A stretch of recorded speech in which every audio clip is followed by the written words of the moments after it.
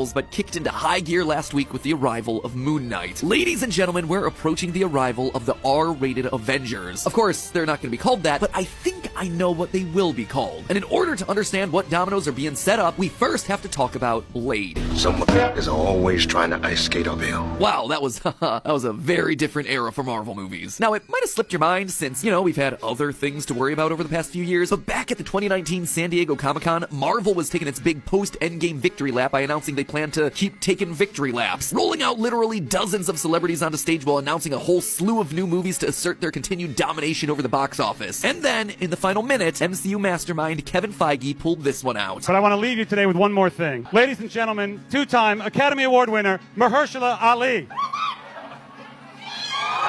A new incarnation of Marvel's iconic vampire-hunting superhero, Blade. Why would that be such a big deal? Well, before Iron Man and Thor became household names, perhaps the biggest, most beloved Marvel superhero was Blade. In the late 90s, this was the guy, with his movies sitting in the top 10 highest-grossing superhero movies of all time for a solid 5 years, standing alongside Batman and Superman until he was eventually knocked out of the rankings by someone you might be familiar with, Sam Raimi's Spider-Man. I'm gonna cry. And let's just say that Blade was a lot more, uncompromised than his contemporaries.